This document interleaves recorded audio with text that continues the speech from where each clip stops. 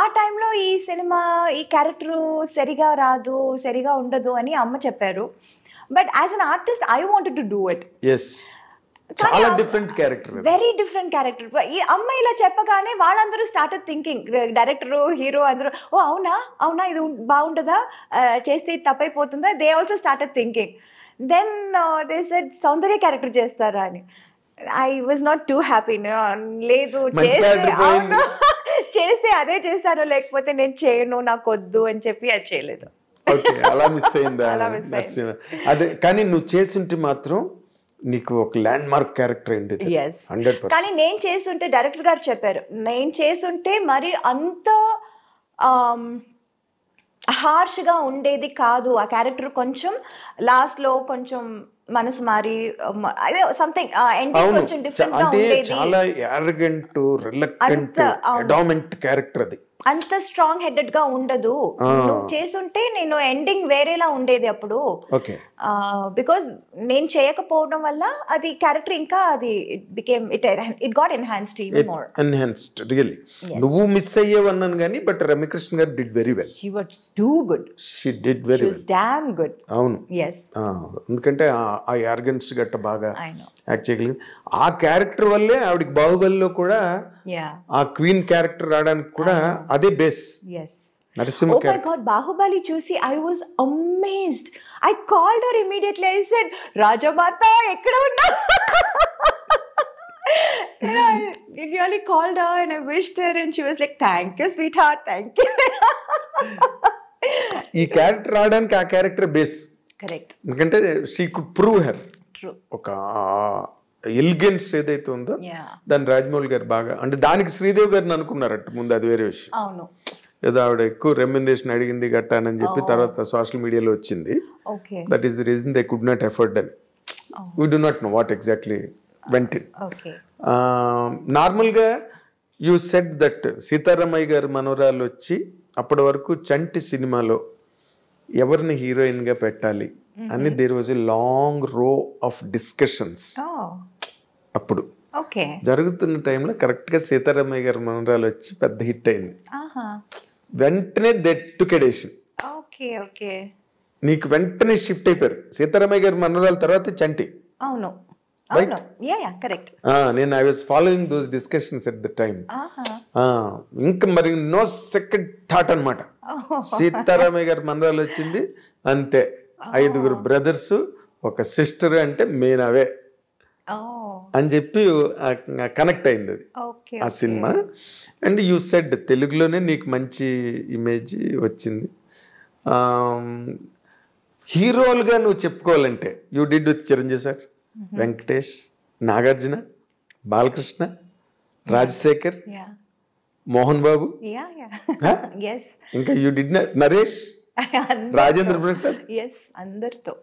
అసలు యాక్చువల్ గా బిగినింగ్ రాజేంద్ర ప్రసాదే కదా, ఆయనతోనే నవయుగం.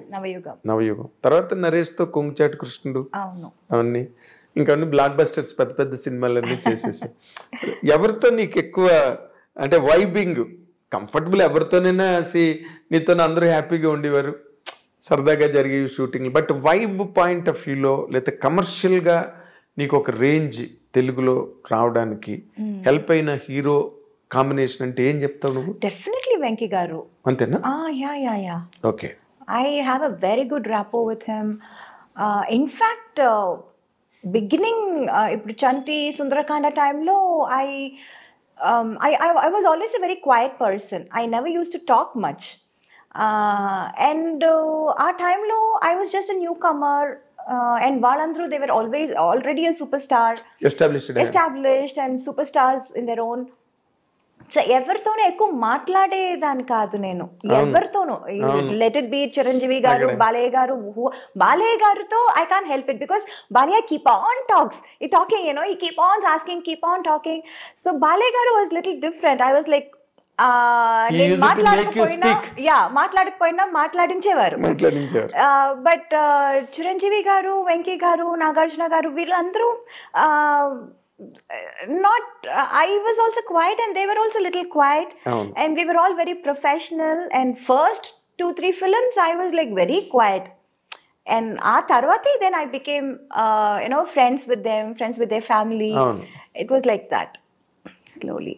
సో హీరోలతో కాంబినేషన్స్ అన్ని హిట్లు ఉన్నాయి. దేర్ వర్ సెవరల్ హిట్స్ మాట్లాడితే.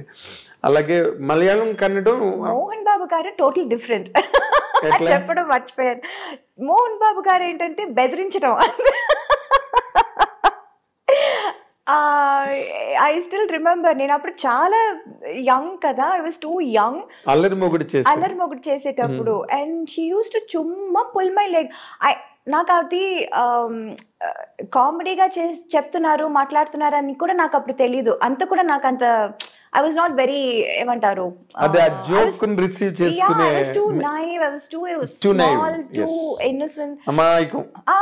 అసలు మాట్లాడేది అసలే నాకు అప్పుడు తెలుగు అప్పుడే నేర్చుకుంటున్నాను వేరే. So it's not like 100% I know Telugu very well.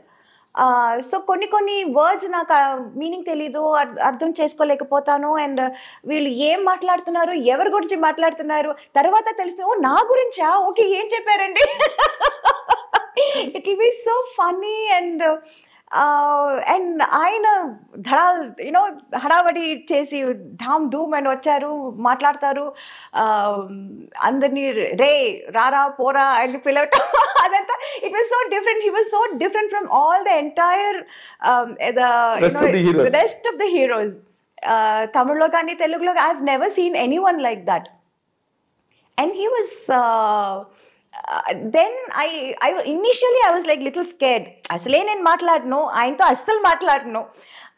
ఇక్కడ అసలు పూర్తిగా పరిచయాలు లేవు, ఏమీ తెలీదు. I used to be friends with his family.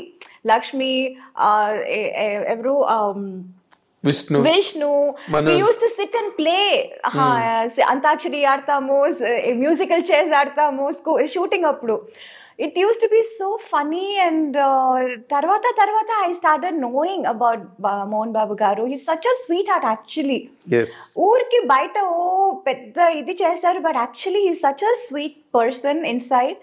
And adi later stages lo naku telisindi. Naku time pattindi andarni telusko andukani it was like now I am like friends with everyone. Of course. I'm like in course of time. Yeah, in course of time. No kuda raise ayu, you understood the world. Yes. Anni telisi. Nakuna okate ayudam entante I was very professional. Yes.